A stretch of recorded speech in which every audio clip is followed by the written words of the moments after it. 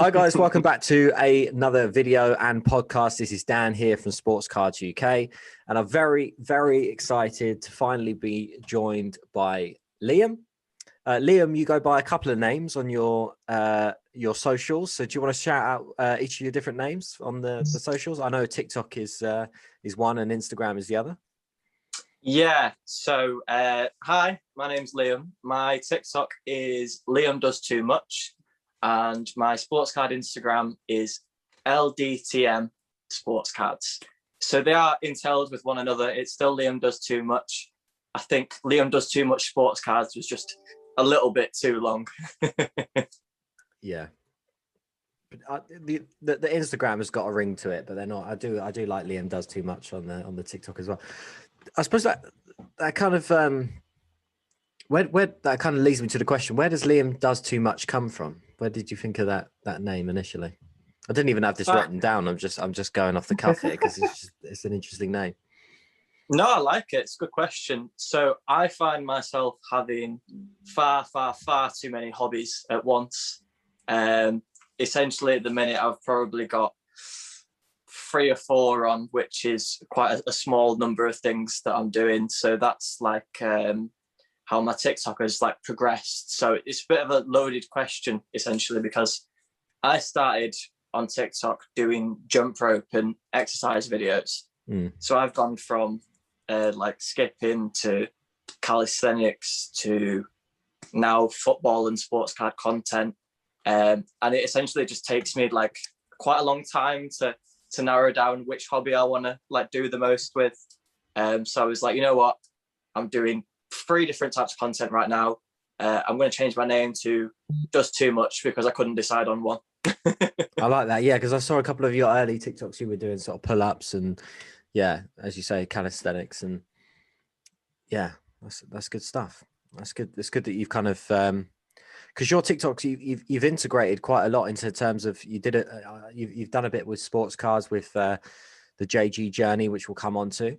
And then you've also done I think a lot of the football content that you've done, especially recently, is definitely blown up. So I think one thing that I wanted to touch on for this particular podcast is, I suppose the main crux of the podcast in terms of what we're talking about will be surrounded around TikTok, but then also football TikTok, how to grow a TikTok page. Yeah. And just how you found it, really, because I think from my side, a lot of people ask how my YouTube grows and how because if you look at my Instagram, I've got quite a few less followers than other Instagram pages that also have YouTubes. But I would also say that a lot of my YouTube following has come from TikTok. And I think TikTok is such not undiscovered, but I think there's a lot of people that maybe should have TikToks as well as Instagrams and YouTubes. And I do think the TikTok it's crazy in terms of the amount of reach that you can get when you upload a video that can be a maximum of 60 seconds. I think we've both seen that recently in both of our TikTok pages, where we've just released one video that we thought was relatively humorous or interesting, and then it's just blown up. And we even had a chat earlier about Soccer Cards Are Us was a kind of at one point was this sort of small TikTok page that we both followed. Put up a video the other day about some sticker box that he opened. What was it? Was it the World Cup 2014 stickers? Yeah, it was a World Cup 2014 stickers, and he just banged 500,000 views, and now he's on 5,000 followers, and that is the exact same thing has happened to me.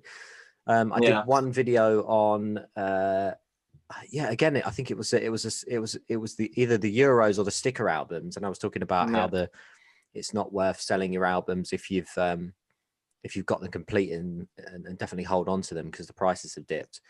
That did really well. And then I recently did a video on just messing around with the Ronaldo video that I did. So I suppose I'll try and explain it over podcast. It might be a bit bad or a bit terrible, but it was one of those filters where the different teams floats above your head that you can do on Instagram. And I sat there for about a good hour and a half or however long it took trying to get Juventus every single time and put Ronaldo for every single one of my my players in my starting 11, just as a I suppose it's a bit of a laugh, and we were talking about it earlier. My brother James said, "Oh, you know what?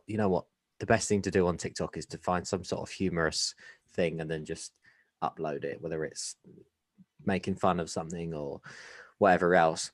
And then he genuinely just pitched that idea and said, "Oh, you just do one of the 11 things that you've been doing, but just put Ronaldo or Messi as every single one of the players." I did it, and then the TikTok just grew from there. So, and I suppose that kind of segues me into quite nicely into talking about TikTok, really. And what I suppose the first question that I have for you is what made you move into kind of sports TikTok from because you mentioned you started off with the skipping and you in the calisthenics work that you were doing. What made you transition into because you still do I saw you did a video the other day, so you are still doing a little bit of that, but what made you transition into doing the football stuff as well? Well, it's mainly just to do with like my lifestyle and work life, I guess you could say. I was making heaps and heaps of random skipping videos, and you'd put them on and they'd maybe get like a few hundred views, and you thought, yeah, that's cool and all, but I want to be a little bit more relatable. Like skipping is a small hobby for a small group of people that isn't really growing or booming at the minute.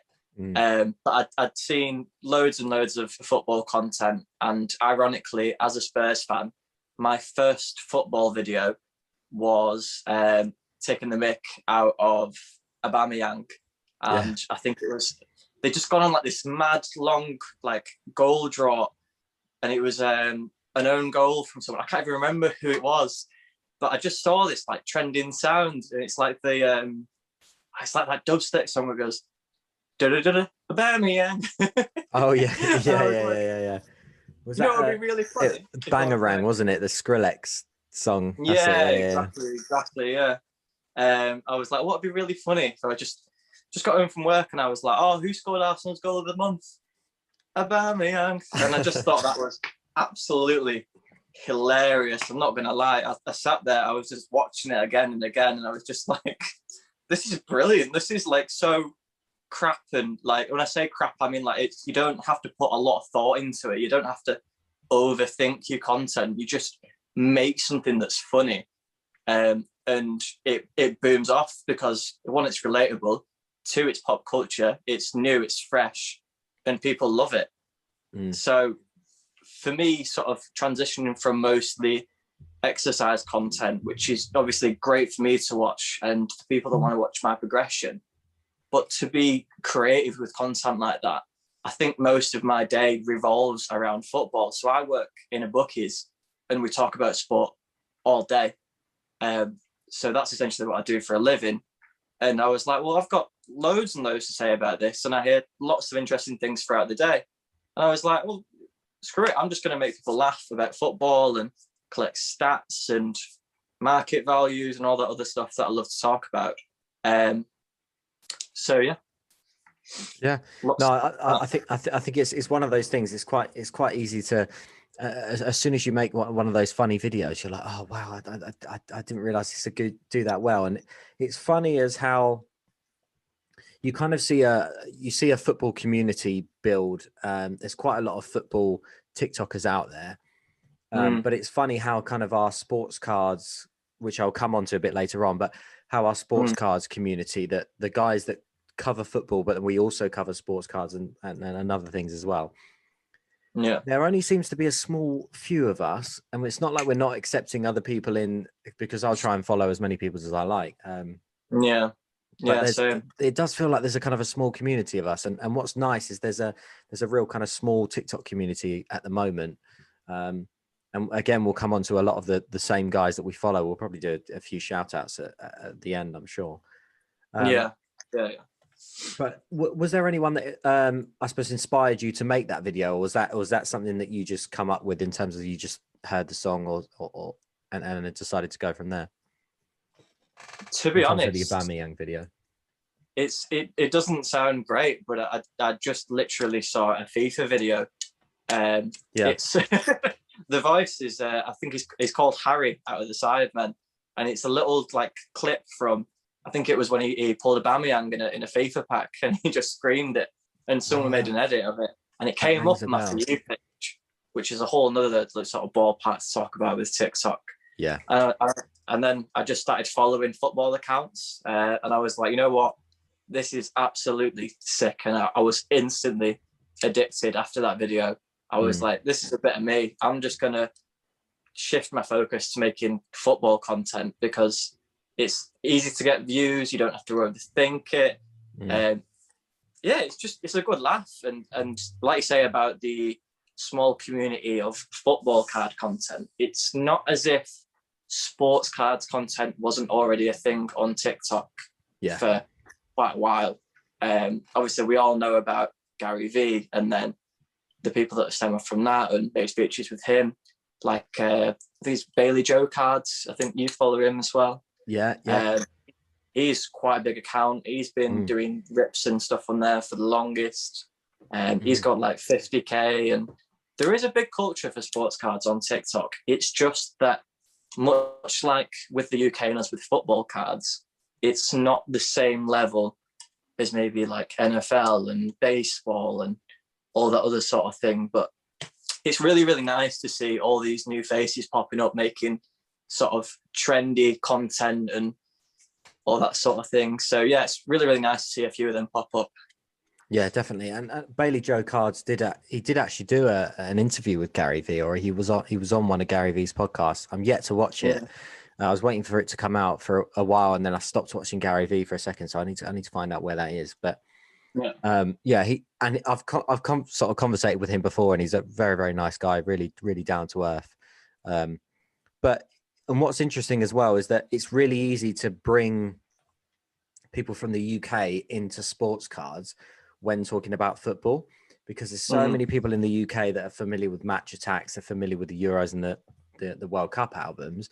To bring them onto Prism, there's so many people. As soon as I show Prism or something on my TikTok, people are like, oh, what are these? Never seen these before. Don't see these in Martin's or WH Smith or something like that. And sometimes you have to go down that alley of, okay, yeah, no, these aren't in WH Smith or Toys R Us just yet. Well, Toys R Us, bad example. That's expired now. RIT, but whoever else, Sainsbury's, wherever. But what is interesting is they can get into the investing thing now from the Euros, the football,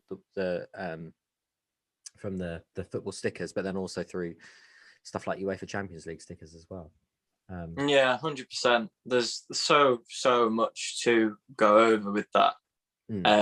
Obviously, we know that the stickers and like Match Attacks, etc., are already popular where we are. People like Solve Collectibles, you've seen like how fast that grew in a couple of months. Mad. That's absolutely crazy. Like I was just it was just something simple as a challenge and opening a pack with a personable face on, like in front of the camera. Just something so simple, just opening a sticker pack. He comes across very likable. I think he's probably within the hobby. He's got to be the most. I know he doesn't do the investing thing, and for him, it's a business that he runs where he sells. So it's slightly different to the whole sports cards thing, in that he doesn't necessarily do sports cards. However, he's got to be the biggest account on TikTok at the moment in terms of stickers and football sticker collecting. If we're calling it collecting as one thing, then he's definitely got to be. Yeah, I think collecting, investing, and flipping, they're all sort of combined into one for a lot of people right now. Yeah, they are. Mainly because of just the crazy amount of money involved at the minute. And I don't know if you saw it, Pal, but there was a viral video from Golden Auctions on the PSA 10 Haaland card that came up on my For You page the other day. No, I haven't seen that. No. Yeah, you definitely want to go and check that out. I thought that was crazy good. Like, just we need to see more of that. I think if that Haaland PSA 10, I assume you've seen, was very short-lived, the most expensive soccer card for a time, and for that to be going viral on a place like TikTok where sports cards already have a place in the community, that is absolutely, like, that's amazing for us and for the rest of the hobby. So no surprise to see more people getting involved. A lot of people have said that a Haaland 1 of 1 Mm-hmm. auto patch, whatever, probably it won't be a rookie card now, but if it's a patch auto 1 of 1 Haaland, Mm-hmm. that could be the first £1 million sports cards, soccer football card. And I totally agree that I don't think there's another player other than Mbappe and Haaland right now. I don't think there'll be another player that will get to the million. I feel like Messi and Ronaldo, they've got autos out there and they may have 1 of 1s. But as a sports cards investor, if you're going to spend, if you've got £1 million to spend on a card, you want to spend it on someone that has a bright future that's yet to win all these Ballon d'Ors. Whereas with Messi and Ronaldo, they've kind of achieved, they've not achieved everything, but they're coming towards the end of the careers. Whereas if Mbappe and Haaland have the careers that they're going to have, £1 million now might be £5-10 million in the future. Who knows? Yeah. Who knows? I don't think there's other players other than Mbappe and Haaland that are in that bracket at the moment. No, I don't think there's anyone even close to that at all. But there's nobody else I can think of. Like, obviously, we're in a bit more of the sports cards now, like investing wise. And I think that maybe after the Euros dips that everybody's going out, half of these rookies that people are holding, worthless.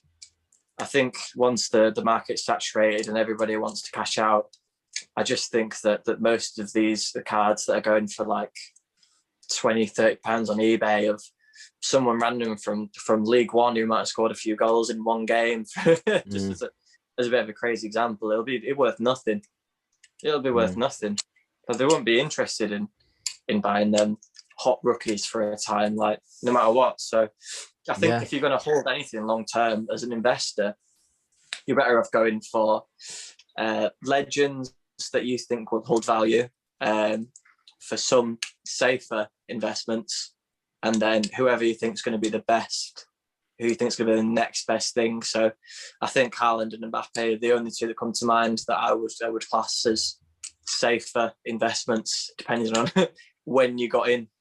Yeah, I think that's wise words there. I mean, I say it, I don't know if I say it enough, but realistically, if you are investing or if you want to get investing, you should be investing at least 70% in legends and 30% in prospecting. Prospecting is the most fun thing about sports cards is trying to find the guys that are going to be the next best thing.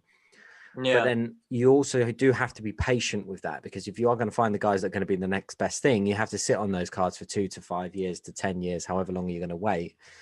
Whereas with legends, what you can do, I mean, the best example that I can give you is someone like David Beckham, where we were picking up 1998 upper deck Beckham cards for a couple of quid here and there, and now they're going for £60 plus, just the base cards. So it's crazy. I was picking up the upper deck boxes up there. I picked up 6 of them for £120. I opened up 4 of them, which I kind of regret now, but I did actually manage to pull a 3 Lions pack fresh out of one of them, and I did get lots and lots of the base cards. So I don't think I did too badly.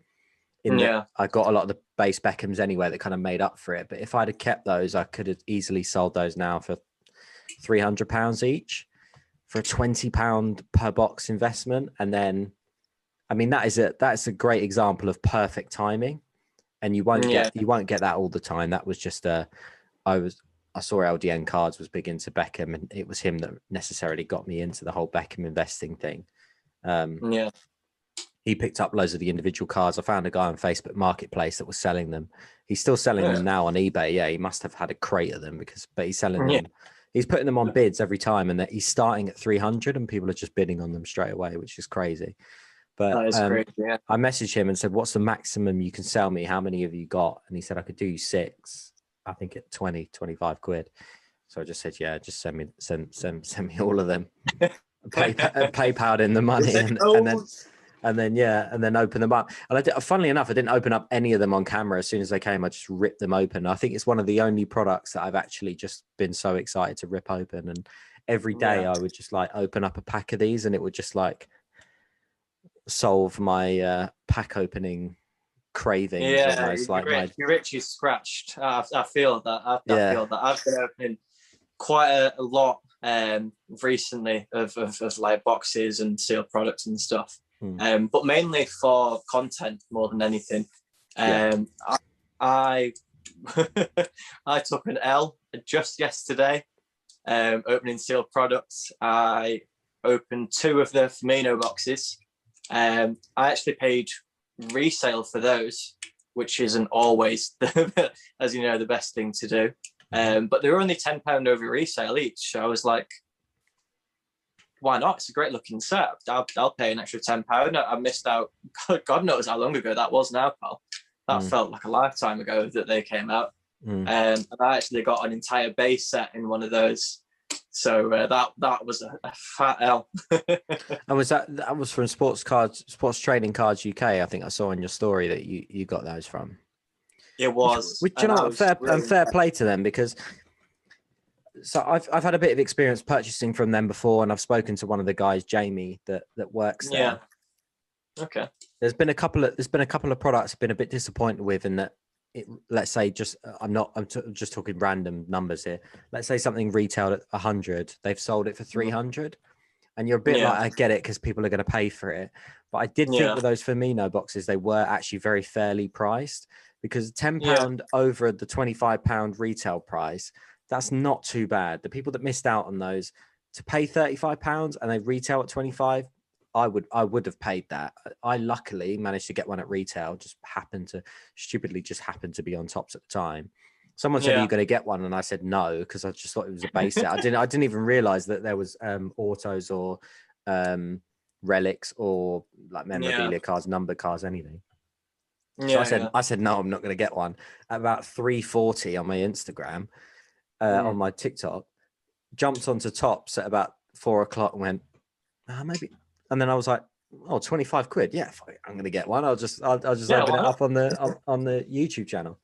So when this podcast comes out, luckily the video would have already come out with me opening up the boxes. So I can tell you, because at the time I filmed the video, I've edited it, but it won't come out till, well, actually it's due to come out this week. Okay. Jeez, exclusive. Okay. Exclusive, but I also got nothing. Yeah, I also got shit all. And I said on the video as well, I said, I reckon the way that Tops have sent out the boxes, and this might just be a conspiracy theory here, all the people that got their boxes really early were banging Roberto Carlos autos, were banging all these numbered cars, this, that, and the other. And all the YouTube videos I've seen have just hit numbered cards, everything. But then the sort of the second lot of people that managed to get their boxes, me being one of them, because I only received my box the other week directly from Tops. Yeah. Everyone that I've seen that has only just received their boxes haven't received any sort of numbered cards. Or, I mean, like I said, I bought 2. It might just be a conspiracy. I have opened them both. I think you might be on a bit of a conspiracy there. That L might hit you a little bit harder than you think. The first one I got an out of 25 Mane, which is not bad. Decent. That is decent. I will take that all day long. But it just so happened to be the one that I planned to open live the next day that was a full base set. No. Yeah. So the one I opened was a fat L, and the one I opened, because it came in a lovely box with some Haribos in it. So thank you, Jamie, if that was you. But I'm not a fan of Tangfastics. I like the other ones better. Oh, Tangfastics are the one. Tangfastics are the best ones. No, I'm not having that. No. Are you the regular normal ones then? The Star Mix? OG Haribos, my guy. Give me a plain Coca-Cola bottle. Give me the rings. What? Why? No. Why do I want this in my mouth when I'm eating sweets? The cherry ones are the cherry Tangfastics are the elite, unreal. No, I'm not having that. I think it's because I had a bad experience with the Star Mix. I went to the theatre when I was younger. I went to see a pantomime, and I came back and just threw up all over my nan's floor in her bungalow because I ate a whole pack of them, and I just, like, to myself, I must have eaten so many sweets. I think I had dinner as well, and it just didn't agree with me. And I've never really eaten them much since. So you're apart from when sports, I've ordered from Sports Trading Cards UK. This is such a plug for them as well. Free marketing. Jeez, man, we're giving it all out. Yeah. But sometimes they send. I've had sort of strawberries from them. You know, you get the Haribo strawberries. They've sent those the last few times I've ordered from them. But I tell you what, shout out to them, because there's. Yeah. And normally I don't give free plugs, but they have.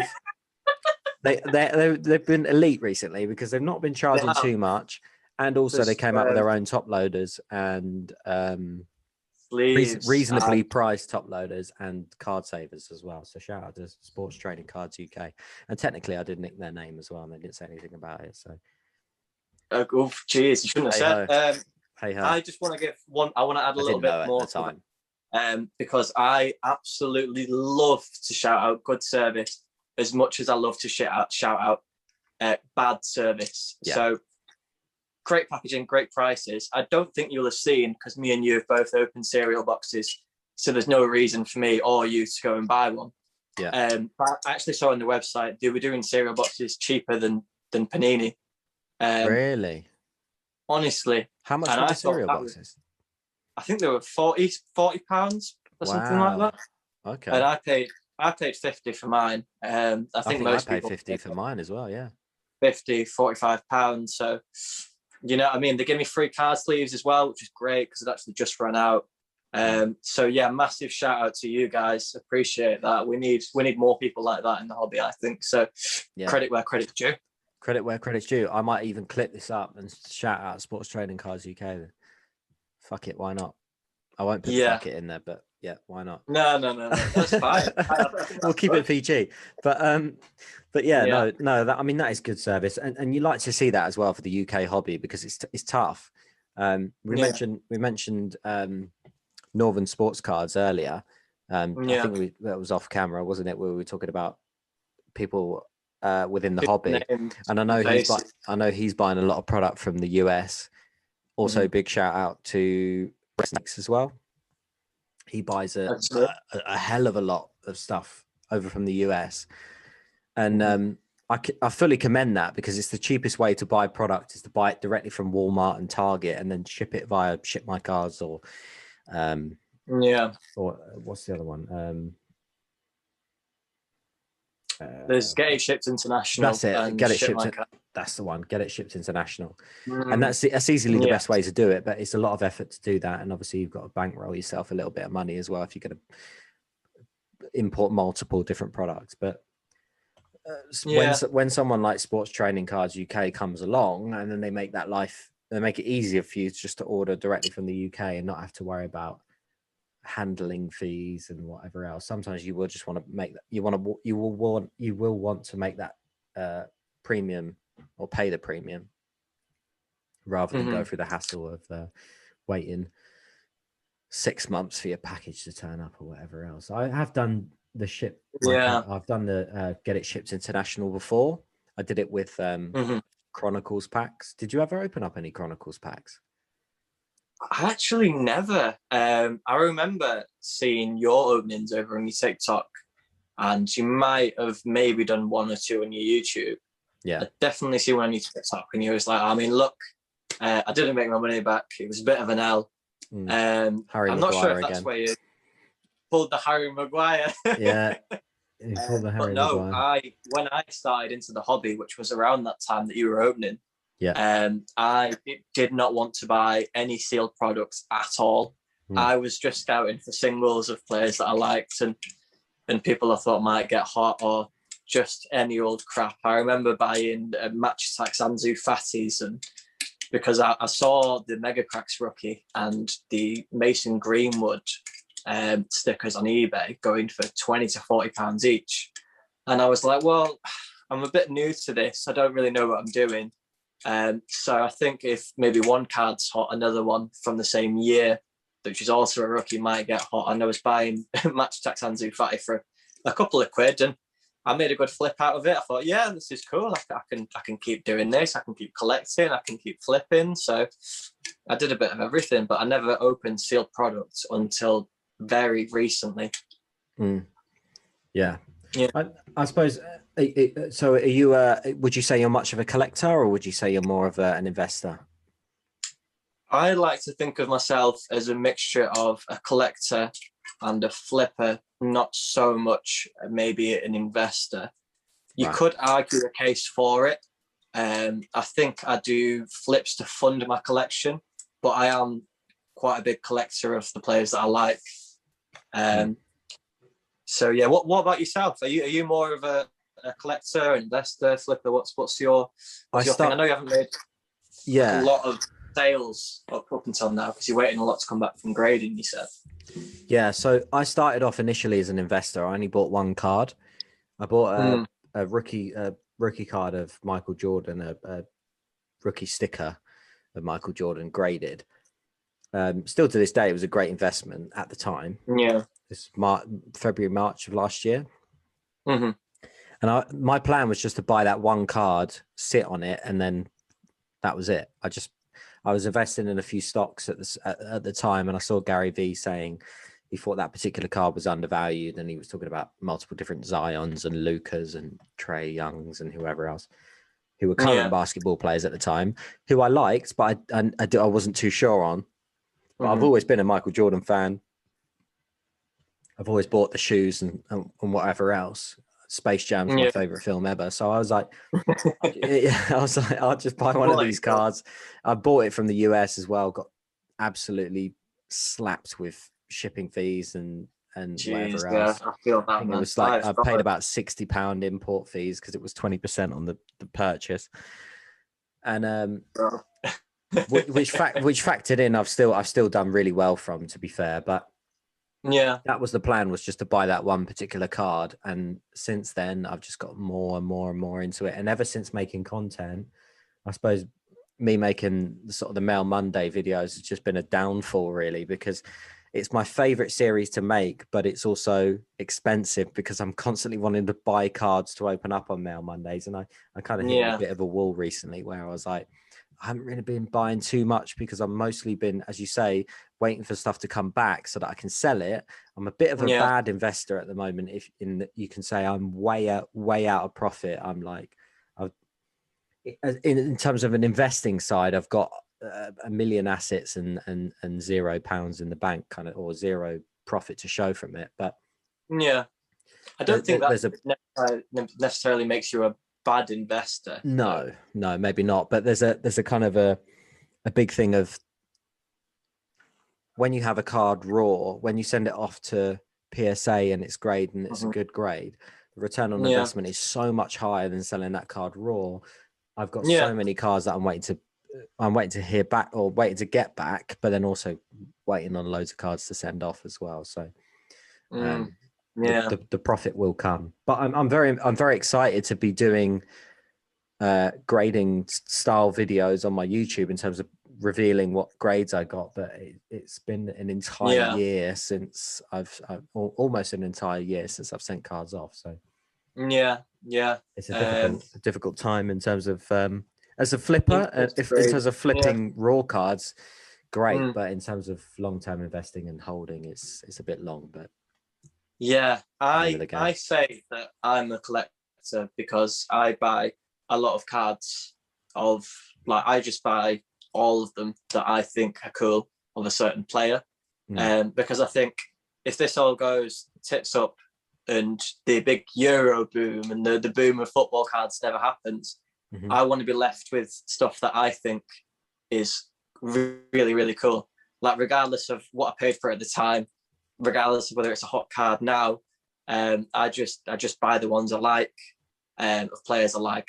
I'm collecting a lot of Harry Kane, which you could argue is probably a good investment for some. It is, yeah, Um, in my and opinion. yeah, and No, and I'm Tengi and not speaking Mele, facts here, but yeah, I'm big into Harry Kane as well. But yeah, yeah, yeah. Like I'm collecting mainly those two, the obvious ones: Ronaldo, Messi, Mbappe, Haaland. I've got cards and stickers of all of those from multiple different years and in different slabs, etc. So I mm. buy all the normal ones. But in terms of flipping, I think the market's changing quite a lot, and Yeah, like the price influx is crazy at the minute. Like a sticker can go from 50p one week to 7-8 quid the next. Like look at Pat Sandaka, who I actually asked you about a while ago in your TikTok. I don't think you would remember, but I only remembered because I've seen a lot of people are now interested in buying Pat Sandaka. And I was like, oh, that's cool. And he was like, oh, but it's a Zambian international. So that's probably not a great investment. And I agree. It's not a great investment. But with this market, it's a great flip, right? Yeah. So 100%. anything can go price, anything. So yeah, and talking about shipping and custom fees, I'd never bought like a on-demand product in the UK before, and I saw you talking a lot about tops and living set and tops now, etc. And I went to look at, it was, if I remember right, it was Marcus Rashford, Kai Havertz, and I think it was Hwang Hee-chan at the time. Yeah. I remember that. I think I picked up all. No, the only one I didn't pick up was Rashford, but I did pick up the other two. Yeah, so I picked up all three. So I bought the three, but what I actually did was I bought it from the US website. Oh no! Yeah, I bet you waited for ages for those to turn up. I was, but no longer than I was waiting for them to come from the UK at the minute. Well, yeah, that's true. They got stuck at customs, and I got slammed with about, I think it was a £11 to £14 customs fee, and I was like, oh no. But then I discovered the UK website not long after. I was like, you know what, I'm just going to order another 3 lots of those. Yeah. But that Rashford had a lovely low print run at the time. So, I mean, that's not done too bad, really. And I suppose it's not something that I maybe planned on talking about. And that's why I kind of like having a podcast where I have a couple of questions, but sometimes we can just go off on tangent and just talk about things. You mentioned a very good point there about flipping opportunities change. So I suppose one thing that we've probably both seen since our time being in the hobby is that there used to be a lot of flip opportunities with living set and tops now, where the print runs were really low. And someone actually mentioned on my TikTok today or yesterday, they asked me which cards I was picking up from the Tops Now releases, because they kind of had 2 releases at once. And there was a lot of cards that if you asked me 6 months ago, would I invest in them, I probably would have picked up multiple. There was a Phil Foden, there was a Vinicius, there was a Mount, there was a Bellingham rookie card. Yeah, and that Knuth, I can't remember. Yeah, the new Dortmund fella that scored recently. Knuth, that was so strange. As soon as I saw him on the lineup, I was like, Tops Now card incoming. Yeah, absolutely. Yeah. And it did.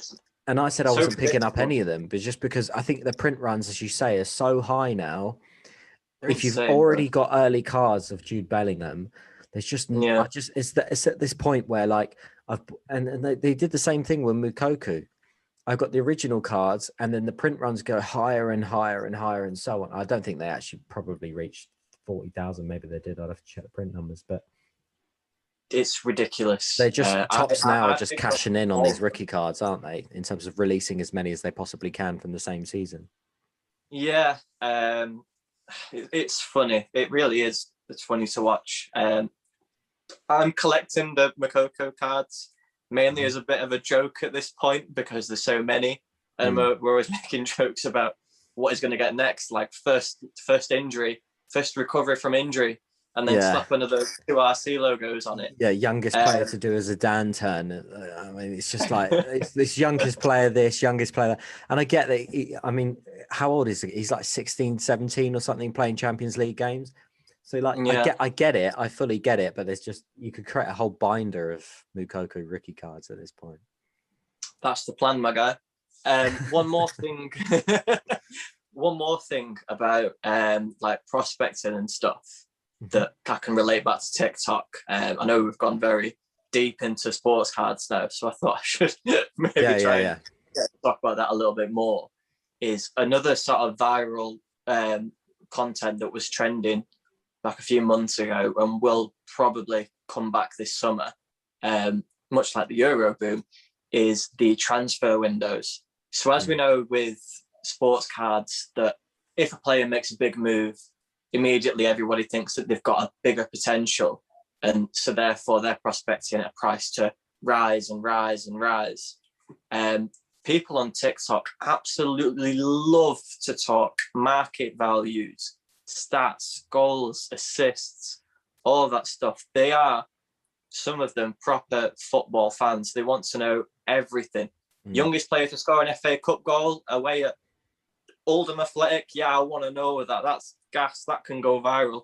And I was making videos just like saying, they were like edits at the time, I guess, of the 20 most valuable players in the Premier League, the most expensive summer transfer windows, giving my opinions on who made the best business that year, who made the worst business, the record signings. And they were just like really short videos with lots of player images talking about market values. And I think you can now relate the market value of an actual player with a price of a card.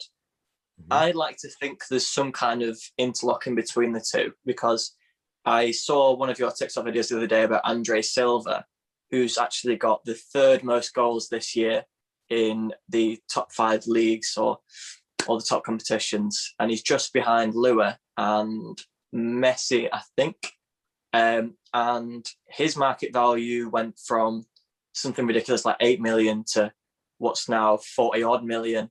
And I can tell you that a month ago, his cards were about £1 each for a 2018 Prism. You look on eBay now, they're like £10, £15 plus. Yeah. I just picked one up for 10. So, I mean, I was late to the party, and I fully agree. He's got more league goals than Haaland this season whilst playing for Frankfurt. Yeah. Frankfurt, that is, I want to say, if you're buying into Andre Silva, you're either hoping that he gets into the Portugal squad over someone like João Felix, or if Ronaldo gets injured and they need goals. If that's your play for the Euros, then great. But I don't think that a team like Frankfurt are ambitious. They've just lost their manager, and I think the caretaker's going to be someone from within. They're going to have most of the best players on the market this summer. So, you know, if you're just investing into someone for goals scored, I think you have to look at the bigger picture. That's a very good point. That's a very good point. And I probably have got caught up in the hype in terms of Andre Silva, but and yeah, you make a very good point. And that really is why it's so important to invest in legends, because me investing in Andre Silva, as you say, could be a complete risk. I'm investing in him because he scored a lot of goals. He's not in the Euro 2020 sticker album as a starter, so he may not even get picked for the Euro squad. You would think on form he potentially could be brought on as a sub, but he's in contention for a striker position with Cristiano Ronaldo, who's arguably the best, or well, it depends where you sit in terms of the Messi Ronaldo debate, but one of the best football players in the world right now, if not of all time.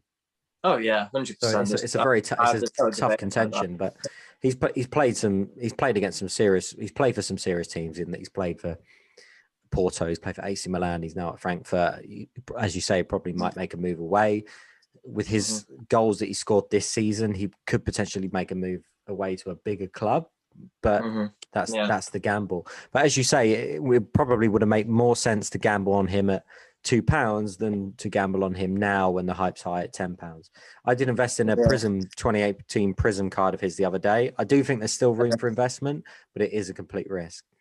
And just to show, to kind of make sense of or just to give you another example on that exact point that you've made, someone that I think of is Jesus Reinier, is someone that everyone invested in when he was a wonder kid at Real Madrid, then went on loan to Dortmund, where he's at the moment, where he's played something like 25 minutes in the entire season or something like that. He's not getting any game time whatsoever, and he was someone that was valued at something like 40 million or 30 million, I think, at the start of the season, 30 million. He's now valued at like, I think 10 or less than 10, maybe 8 million, something like that. I mentioned it in a recent TikTok video when his living set card came out and said that I wasn't going to be picking it up because I picked up a couple of his flamenco rookie stickers, and I also had a best of the best rookie card of his, which I don't think really again will go up. But that at the other end of the spectrum is kind of where hype can, if you're at the wrong end of the hype, it really is nice. You shouldn't invest on hype. You should invest on knowledge. And I think it's why it's much easier to be an investor if you're knowledgeable and you follow football than if you're not following football. I don't know how you can invest in something that you don't know or you're not familiar with. Yeah, 100%. And another thing with the TikTok market value point I was trying to make was that you can actually, if you enjoy the format of TikTok videos where it's not exactly, shall we say, high class editing, and you don't need a graphic design degree to make a TikTok video or learn any software. You can just do it very, very easily, and you'll pick it up very, very quickly. Is that anybody, and I mean anybody, can make these sort of videos. The information for stats, goals, market values, everything that you'll look up for cards. So say like I might have been looking at Andre Silva and thinking, wow, this guy's got like one of the most goals in the Bundesliga and nobody's talking about him. Like, why is nobody talking about him? He's doing absolute bits. I mean, yeah, he's 25, great, but people are always talking about who's got the most goals in the top 5 leagues because people want to compare people like Lewandowski to Kane on goal and assist ratio, trophies, and then you want to compare Ronaldo with Messi, and you want to compare Haaland with Mbappe. And a lot of these people, they go off statistics rather than watching a player's ability. And a lot of those players are very different, I think. But if you can make that video where it goes off, because anybody's video can go viral about anything in football, and you can have those conversations, you can also gauge an idea of what people's opinions might be like. So you might add a little bit of psychology to your investing game. So you think that, okay, I might think that Ronaldo is the best player of all time because he's done this and he's done that and he's done this. But this person commented saying, oh, but this person did this and scored this many goals at this time. Like, you can learn as you go, and you can have more interesting discussions about players' prices and statistics and how highly or actually how low some people might rate a certain player. So I think that's something else that people don't really talk about, included in the actual global reach you get, because anybody and anything can go viral, not like where you have to grind so hard on Instagram and YouTube, as you very well know. And yeah, I completely agree. And just to add to that point as well, if you are thinking about starting a TikTok, I wouldn't worry so much about your knowledge of football. As you say, you can research stats. Just an example, I put out a TikTok where I was talking about, I was doing international teams, right?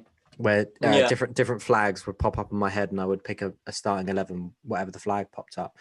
So I wanted to get the centre backs out of the way because there was some really difficult flags in there. There was Cameroon, there was Algeria, there was really like Barbados. There were some really difficult flags in there that weren't necessarily supposed to be for football.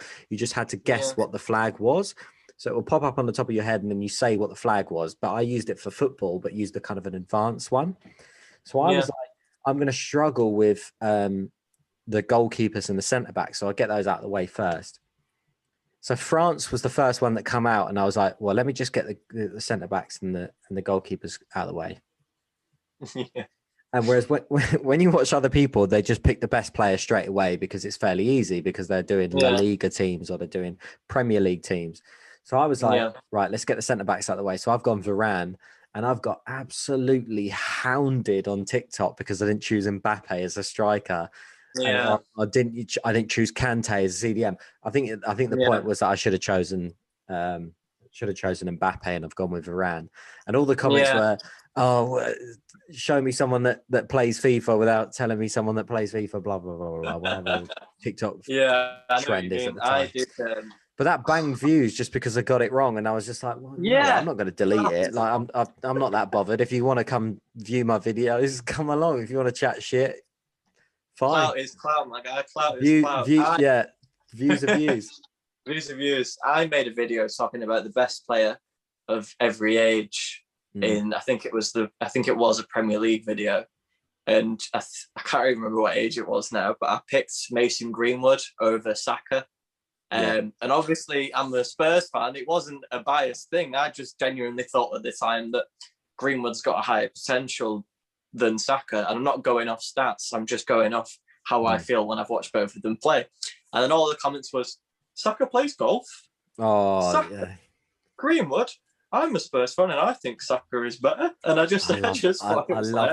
love that plays golf comment. It's classic. Me too. And then when they do the little the sign, I can't remember what the name of the symbol is, but they'll be like Saka over whoever else. But the greater than the yeah. I was like, well, listen, mate, Gareth Bale plays golf, but you don't hear me raving about it. Do you know what I mean? So I'm pretty sure your video is popping up on my screen right now. So there you go. That's loaded, mate.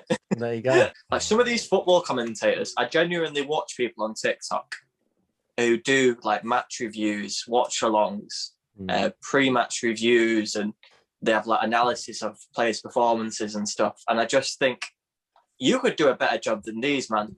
Like Paul Scholes is a local lad to where I live, and quite a few mates see him in the pub pre-lockdown, and they see him on the TV while he's sat there in the pub, funnily enough. And they're just like, I don't know how you deal with him, mate.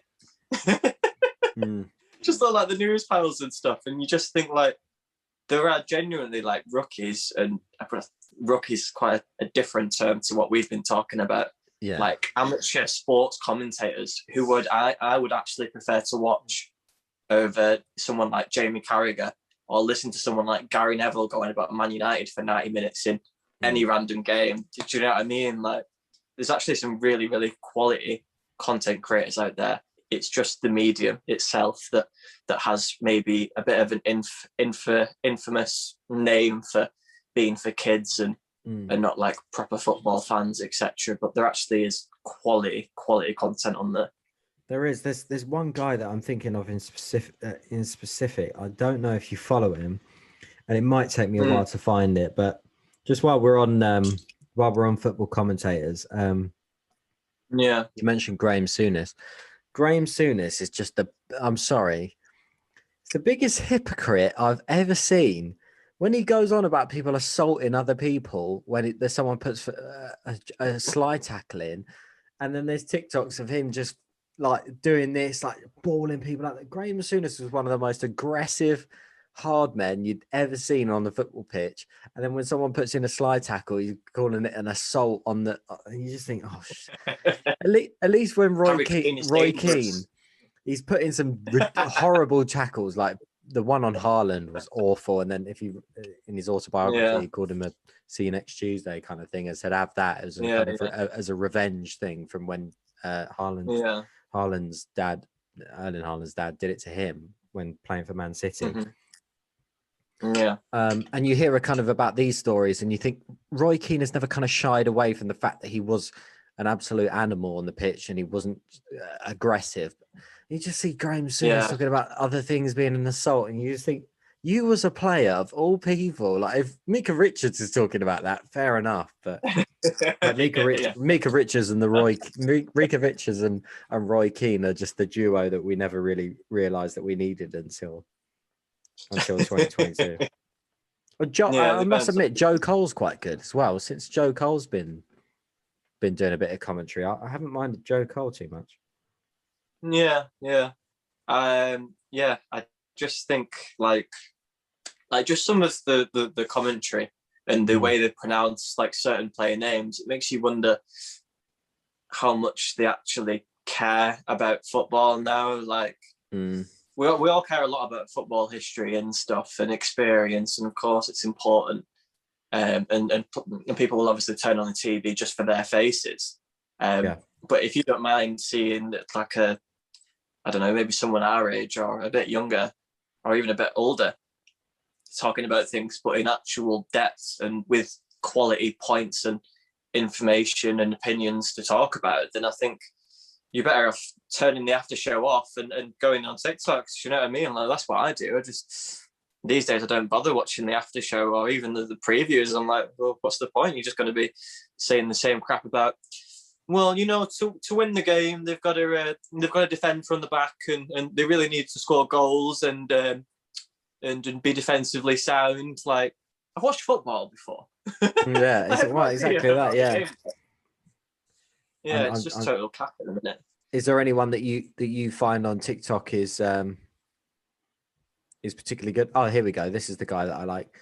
T Garrett 10. I think yeah, Tom Garrett. Is it Tom Garrett? Yeah, Tom Garrett. He's got about 87. Brummie lad, isn't he? Proper. Yeah, that's it. Yeah. He's a West Brom fan. Yeah. So at the time of making this video, he's got about 80,000 views. But I like him as a kind of I see him as a kind of maybe a future pundit of football, because he knows football, but then he talks sense, but then he's also not afraid to sort of say what he thinks, but then also take the piss as well. And he's not a stat man. He doesn't base all of his arguments on stats. He bases it on football, which I do like to see. But as you say, I mean, there's so many people on TikTok that the personality is there that they would make better pundits, but I don't think they'll ever be given the opportunity to be pundits because they haven't been ex-professionals. But you don't have to be an ex-professional to necessarily be a good pundit, I don't think. But maybe other people would argue different. Yeah, I mean, I think when you speak about people like T Garrett, it's very raw, I think, and that's exciting. It's just no filter, shoot from the hip type thing, isn't it? Straight from the dome. Just he's a football fan. He knows his stuff.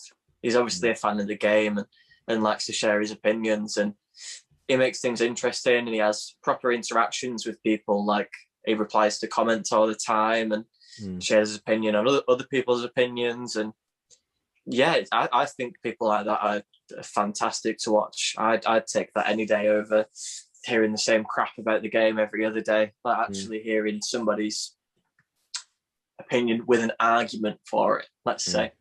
Like, he makes good cases for all of his opinions. I'm not saying that I agree with everything he said, but he at least makes a good case for it, I think. So, yeah, people like that I really rate. Other football content creators that I quite like watching is Viper Sport does quite good ones. He's very, very excited to make commentary about stuff. A big Spurs fan called Elle Talks Footy. She's hilarious. Really good football content for everyone, not just Spurs fans. We'll keep giving the shout outs. I'm going to give one to an Arsenal fan. It hurts, but he's been really kind to me. He's reached out to me to do some like collaborations before. He's a really nice guy. Quorms Media. He said we should do a Spurs Arsenal combined 11, and we have little chats every now and then on there. And I think he actually gets free stuff from Arsenal sent to him from time to time with like his initials on like the training jackets and stuff. So that's sweet. Yeah, so potential's there. They're obviously seeing it. The football clubs are seeing it. So there you go. And he's only got, he's got 40k, so it's obviously quite a lot of followers, maybe nearly 50 now. But yeah, if Arsenal are seeing it and sending him stuff, then that's great. Anybody could do that if you just put in the work for a few months, a year, however long it takes us to go viral. Could be a week. Who knows? Yeah, I mean, that's the thing. If you consistently make viral videos, who knows? You're absolutely right. One channel that I like before, and we'll talk about sports cards channels a bit later on because there's quite a few that me and you follow. But one TikTok channel that I do really like is have you ever seen The People's Pundit? I haven't. No. If you haven't seen The People's Pundit, I'll just check that is his name. He's unbelievable. If you're a fan of The Office, if you're a fan of British sitcoms, Alan Partridge, anything like that, The People's Pundit is just the funniest.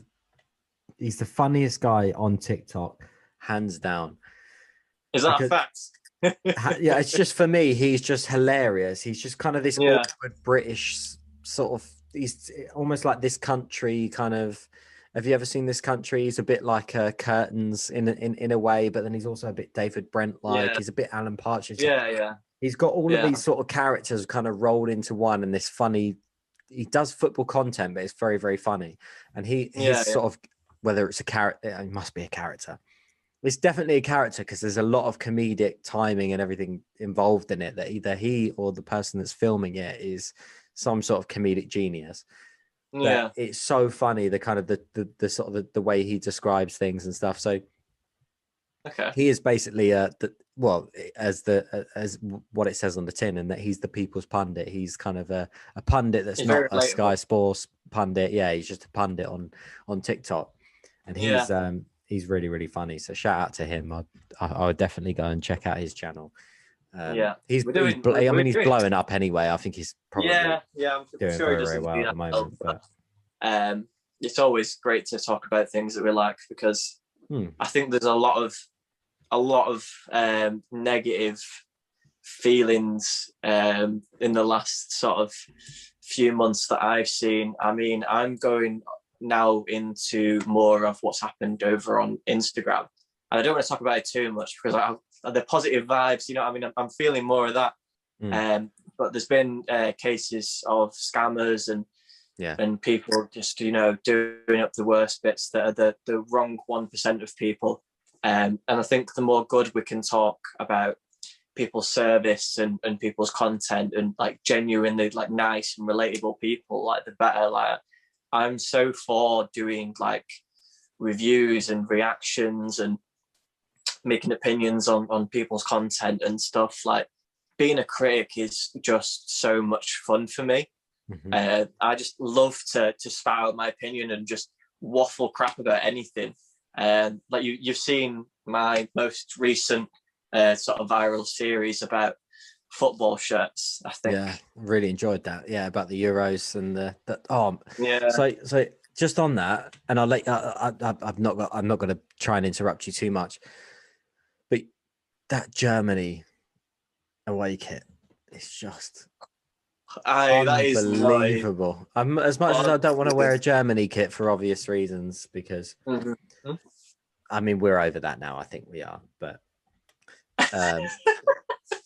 there's still that sort of rivalry there, isn't there? But not in a malicious way. It's just as a rivalry there. I think for people that kind of didn't grow up with it. But I want that away kit. That is just unbelievable. And there's so many players that I like for Germany that I will wear that away kit. That is just unbelievable. Unreal. The blackout kit is just so the blackouts. They're just doing it up, man. I've waited so much. Like there's so many players for Germany that I love as well. Like I want to support Germany when England go out, because that their team, their kit is just unreal. Like they're just doing everything right at the moment. Like you just like. As soon as if England go out, I'm buying the blackout kit, and if Germany is still in it, then I'm supporting them. I mean, they to be fair, they crashed out of the World Cup, didn't they? Early doors, but they could do it in the Euros. I don't think Germany will outlast England. That's my opinion. I think I'm going to buy the shirt because it's just too nice to drop on it. Like. Obviously, I don't want to wear a Germany shirt while the Euros are going on, if we're still in it, like you say. But I will buy it, and I will probably wear it well after the Euros, because I obviously just love that shirt. But it's one of those shirts, isn't it? It's so iconic. It's like the Nigeria shirt. Like the Nigeria shirt that came out in the World Cup was the tracksuits, everything.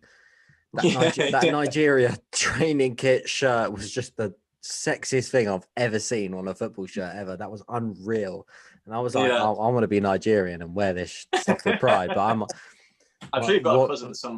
I it might be a bit weird walking around down London in the full Nigeria training kit, but that was unbelievable. But yeah, I was so close to buying the shirt at retail, sold out instantly, and then the resale price was just too much. But I should have bought it when I could, really.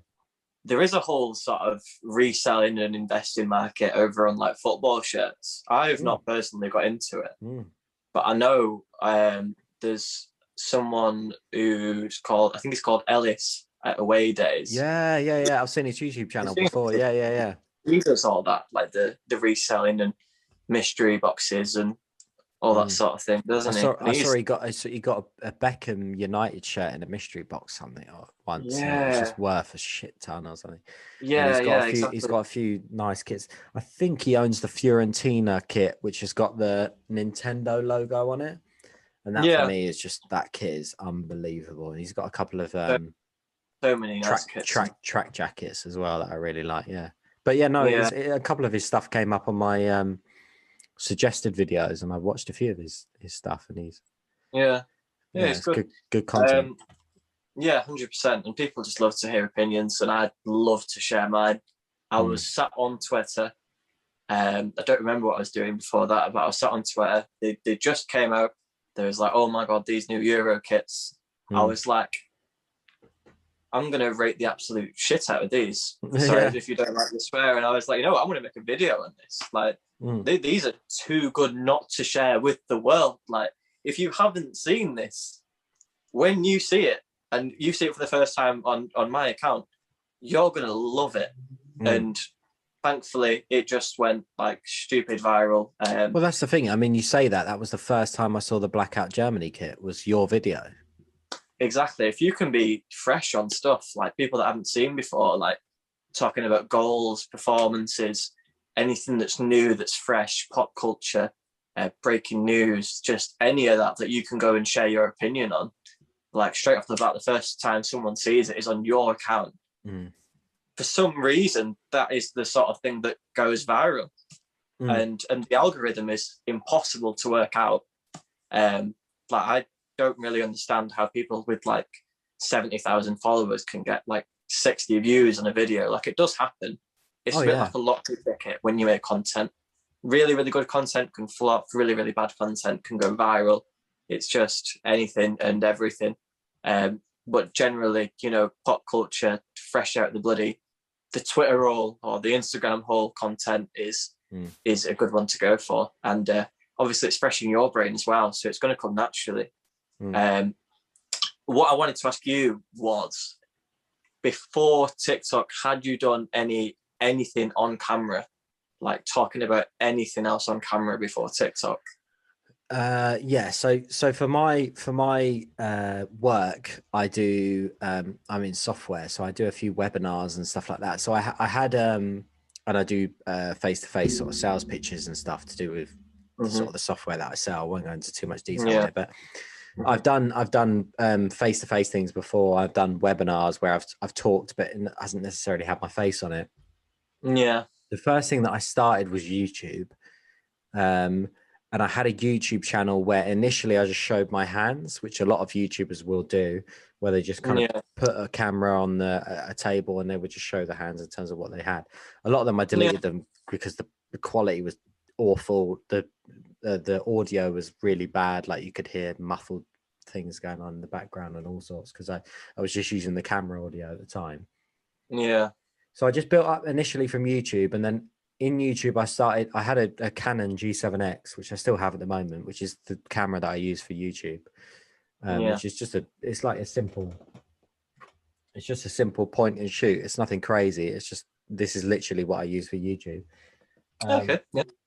And I started doing YouTube videos. I started off with a green screen. I thought I was like Mark Goldbridge or something. Put myself in the corner with blurring out the background. And since then, it was just too much effort editing, and I found out that actually just putting my face in the kind of cutting between my hands and my face was a much better way of doing things. And you learn over time what works best for you. And I've been doing it for about a year now, YouTube, where I've learned what works best for me, and I think it's been going well. I'm learning every day in terms of things. But I had a YouTube where I was showing my face a lot of time before I started a TikTok page. Okay. But initially on TikTok, I wasn't doing very well. I didn't do very well for a long time. I can't remember the first video that I did one of the first few videos that I did 1,000 views or something, which I thought at the time, if you'd never been on TikTok before, you're like, how the hell have I just got 1,000 views straight off the bat? Like, I don't understand that. This is like my second vid. How the hell have 1,000 people watched this? And that's why I always preach, like, TikTok's viewership is like no other. You don't just put up your second video on YouTube and bang 1,000 views. It's just unheard of. Whereas when in TikTok, there's so many ways that you can have no followers and just make a view and it bang 500,000 views. Like the world is your oyster on TikTok. That's why I always preach, and that's why I feel like this podcast is so useful and valuable to a lot of people. And that, I think TikTok's got a lot to give. There's absolutely no reason why, if you're putting your face on YouTube or wherever else, that you shouldn't be doing TikTok 24/7. I mean, it doesn't take long to make a 60-second video, and you can do really well from it. Oh, for sure, man. So I think my most video had something like just over 500,000 views on it.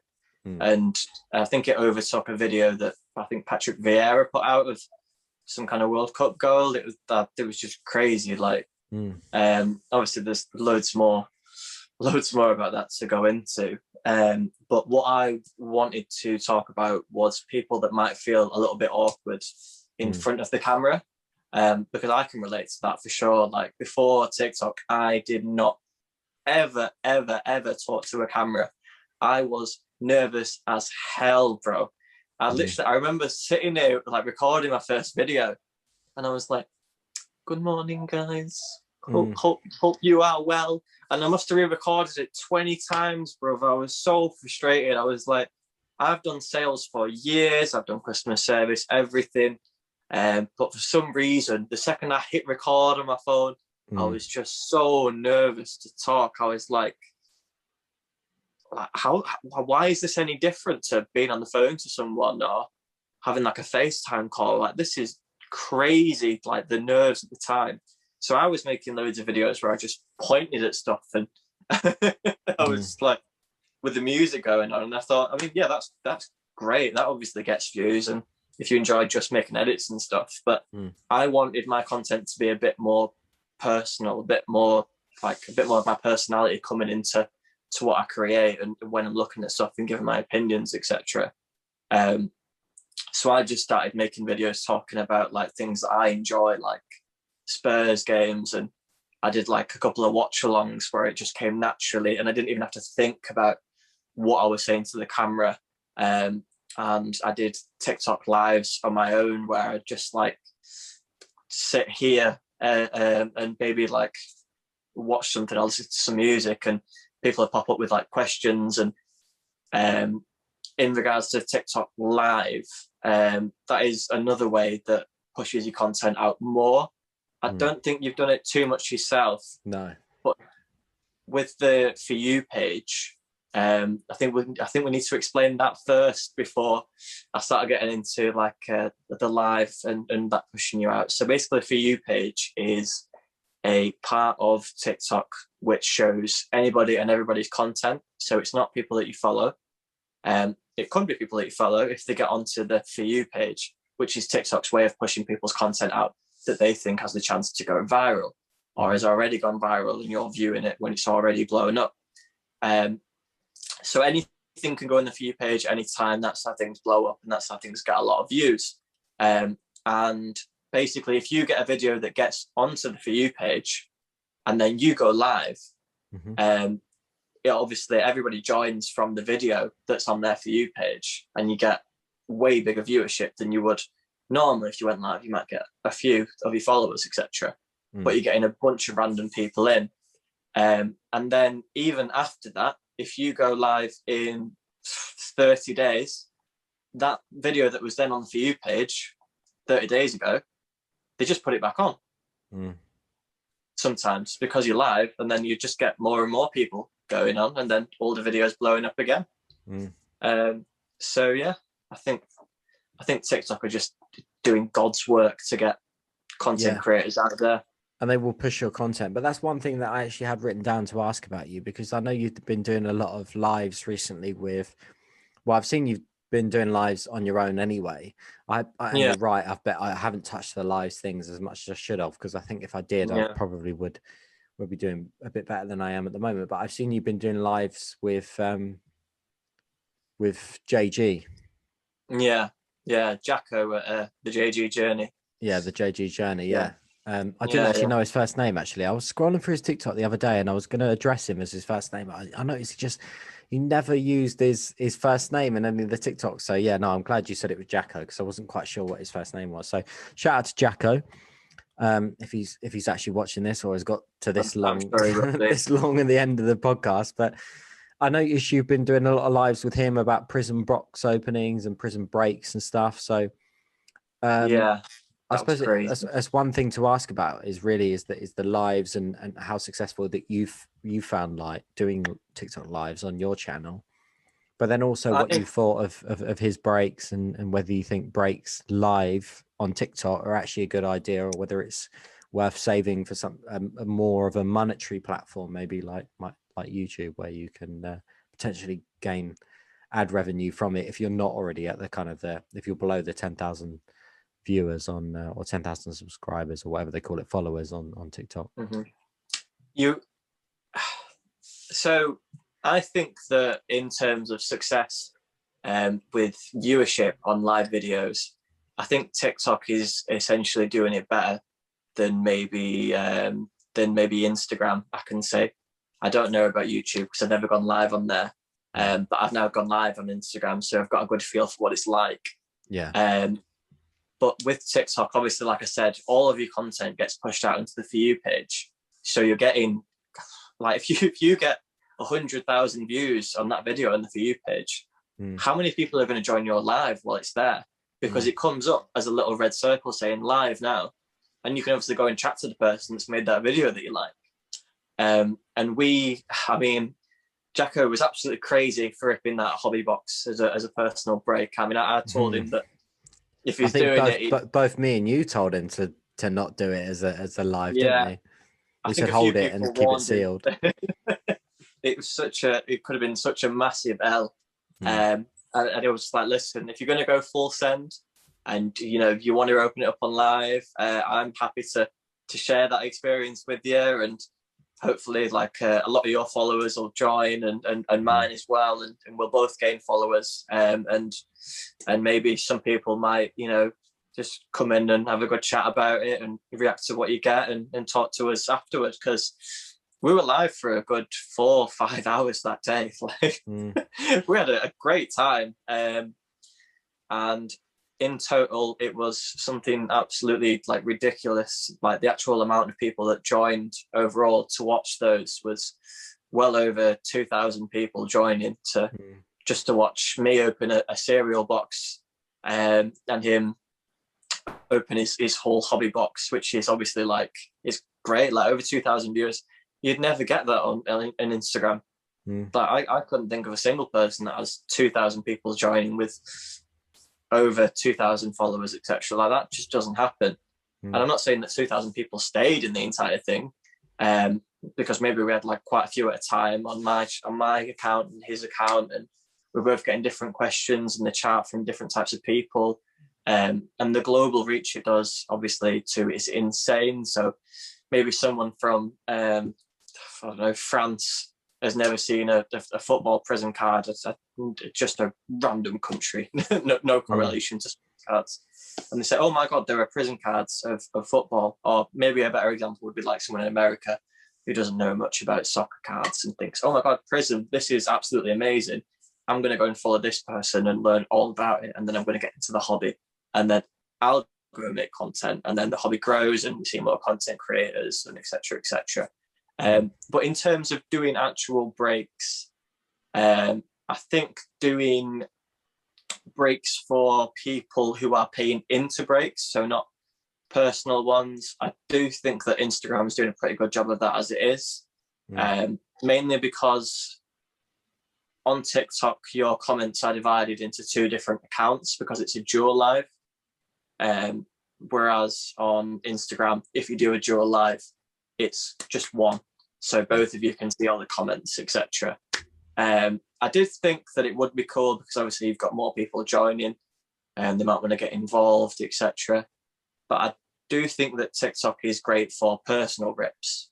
To be honest, like if you haven't already got a stupidly huge YouTube following, then getting people to join your TikTok live for a personal break is easy. You don't have to put any effort in. If you're already on the platform and you're making videos and you just think, oh yeah, I'm just going to open this live, why not? And then loads and loads of different people will join, and hopefully that'll be good. But yeah, I would say personal breaks are great on TikTok. Actual customer based breaks, I'd keep those on Instagram. But I will say that that me and Jacko have both ordered the Merlin box, and we're thinking of doing one of them on Instagram to test the waters a little bit more. So that'll be fun. Yeah, that'll be good. Yeah, I'm glad you both ordered one of those. I've got one. Did you get them from Tops directly, or did you? Yeah. I've got one. No way, well, I was paying that resale. No, they were like £95 from Tops and then £300 on resale. Luckily, I've got one. I'm very happy I've got one, and it will have to go on the YouTube channel. Oh yeah, as much as I'd like to do one live. If it was a Firmino box, I'd probably jump on with you live. But Scott one with me. But I'd love to do a live with both you and Jacko. Oh yeah, We've got to do that.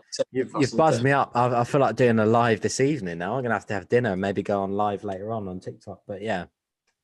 Okay, yeah, that's good. Yeah, I just love TikTok live. And you mentioned ad revenue, and this is a bit of an odd subject to talk about, and I don't think you'd maybe know about it. Is that people do sort of give you diamonds and gifts and stuff on TikTok live, just randomly out of the blue. I'm not saying every time you go live you're going to earn money, but you can make a few quid out of people's donations if they really like what they're seeing. I've so far only earned, I think, £4 or something from live, so that's not bad. But I mean, for going on live and chatting shit for an hour or so, that's not bad at all. I mean, look, when it gets to £10, I'm going to go spend it on some sports cards. So there you go. For doing something that I would have liked to do anyway, it's fine, isn't it? It's good. It's great, even. But yeah, TikTok Live's great, just for general chit chat and boosting sort of content views and sort of thing. And you do often find that once someone's been live, you do get quite a large follower boost. Because I've come back off live after so many notifications and so many new people every single time. So yeah, I'd say it's worth looking into, even if you just want to talk smack about football or cards or whatever. Definitely go live. Yeah, definitely. I might even do that tonight. Yeah, I'm very tempted now. All right. So I mean, I think we've gone through quite a lot. This is quite a lengthy podcast, which is fantastic. Yeah. I suppose what we did say at the end was that we were going to shout out a few creators on TikTok as well. I feel like because we talked about TikTok, we would also shout out some fellow TikTokers. Yeah. I will go first because this guy's content, it makes me laugh as well as an enjoyment. It's good to watch. It's I think it's Soccer Cards Are Us. Pretty sure that's right. He talks about orders he gets on eBay and stuff, and he's like, "Oh, so we just added another freebie to the order as usual," and then he just picks up a pile of 20 match sacks and stuff and just slaps them in the order. I don't know why it's so funny, but he actually does make a good, great content, and like we know, he had that great boom that we talked about opening the World Cup stickers, much like yourself, way back in the day. But yeah, he's a great guy. He's been on a couple of our lives and had a little chat with us, and he's really, really helpful to look at if you are new into collecting, investing, etc. So he's the first one I want to shout out. I'm going to shout out someone that I think is highly underrated at the moment that I don't know if too many people follow, but Soccer Card Captain. Yeah. Someone that I've been following recently. He's got about 500 followers at the moment, but the trends that he's doing in terms of the sounds that he uses is just unparalleled. Like the only person that I can remotely kind of compare him to that's as good is FPL graduates who are a football fantasy Premier League team account who've already got something like they've got a very decent amount of followers. So Soccer Car Captain, he's doing all the right things at the moment. But yeah, definitely drop him a follow if you don't already. People's Pundit I've mentioned. The JG Journey, obviously, got to give a shout out to Jacko. My guy Jacko. He's got a new logo as well. I've seen that. Oh yeah, for going full send, opening that bloody hobby box. What an idiot! But he did all right. Yeah, he did absolutely. all right. He did. I just wanted to laugh at him for pulling Harry Maguire's. To be honest with you, mate. You sort of started that trend off. Yeah, I've been there. Several times. I don't think you saw my last live. We haven't made the edit of it yet because Jacko is doing that. But I did a little mail day at the start of it, and I got 2 Harry Maguire's. Wow. So it just seems to be in too much product at the moment. Yeah, 100%. There's just so much, so much product. I'm trying to think if there's anybody else. I sent you a list of a couple of the ones that I've been looking at. Yeah, shall I shout out? I've got the list in front of me, so I can shout them out. So Aussie Card Collector, Aussie Card Collects. O'Shea Sports Cards is someone that we both follow. Shout out O'Shea Sports Cards. He shouted me out on his Instagram as well. So proper legend. I'm assuming Irish as well. So shout out for the Irish connection. Rated Soccer Cards. UK _ soccer _ scards. Yeah. Someone that I think is actually, I thought was criminally underrated until I realized how many followers he was on. Soccer Cards Guy. He's on YouTube, he's on Instagram, but he's just probably at the time of this video, he's probably hit 2K followers on TikTok. So shout out to him. He's a really nice guy. Bailey Joe Cards we've mentioned. Yeah. Ryan Hammer 9 is very, very good. He does a little bit of he mainly does NFL and basketball, but he does do a little bit of football as well. He's a bit of a legend. Did we mention Aussie Card Collector? Yeah, we did. Yeah. Infomatech Cards, very, very good. Who else can I give a shout out to? Soccer Trading Cards, all one word, is very, very good. Northern Sports Cards, very, very, very good. Definitely recommend him. Soccer Silverback, fantastic TikToker, very, very good. And I'll have to get this right. La Vitrina de Football. She's now on 57,500 followers. Very, very good. She's based out of Panama, but she's lovely. Very, very very nice girl or woman. I've got to check her out. Does she do card content? Yeah, she does. She gets full sticker boxes and then just breaks the entire thing. So she manages to get loads of just any sticker boxes. Like she'll get UEFA 2005 Euros, which has got the Messi kind of rookie sticker in it, and she'll just get a whole box of them. It's crazy. Jason Chow, he's very good as well. We've got _F Keen _ is actually my cousin Fergus. Shout out to him. Sports Cards Collector UK as well. Very, very good. Yeah. I'm sure there's loads of just talking about any products on TikTok works really well. I found there was this video. There was a video series I was making on. Do you remember when Marine played Spurs in the cup? Yeah. I think it was 9th tier of football or something daft, the non-league team. I bought a half and half scarf because I thought every other Spurs fan was like, we need to go and support this non-league club. It's a nice thing to do. I'm going to buy a half and half scarf because the programs are sold out. I ended up buying the half and half scarf and I made a video out of it. And I think it was the Northern Premier League, whatever they were called, the non-league.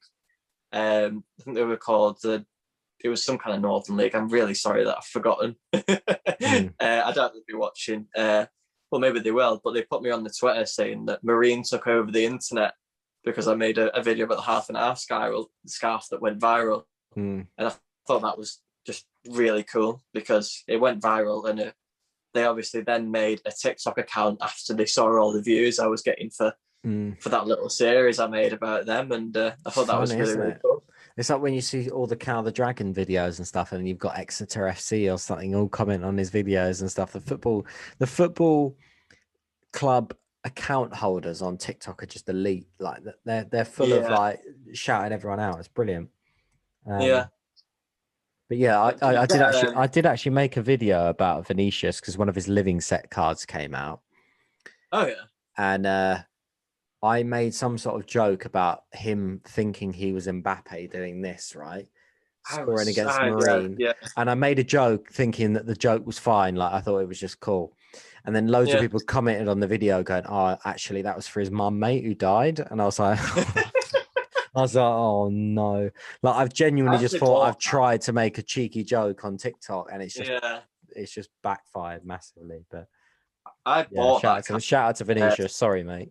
Shout out to Big Carlos. If you're watching this, mate, I'm sorry for taking a mick out of you. Failed at the Mbappe celebration. I don't know how you do it, I bought that card. I'm a big fan of his backstory. I actually commented on that video saying, "Don't talk smack on my boy, my boy." Yeah, I think you did. Yeah, I think you did. You stuck up for him. To be fair to you, yeah, you did. Yeah, I just love him. I don't think he'll be at Spurs next season, but I did buy one for the PC because he didn't have many cards out.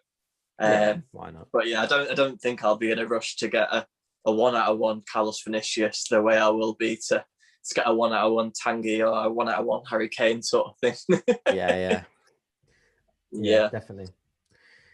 All right, I think there's a number of guys that I could shout on TikTok, really, to be fair, but we could go on for a while, couldn't we really could. So apologies if I've not got to you, because there's really a number of guys that I can got. LDN cards, Anarchy Sports cards, Card Wise, Card Genie Pro, Aspo cards, Back Into cards. I mean, there's so many. I think Heroes Football Cards Direct.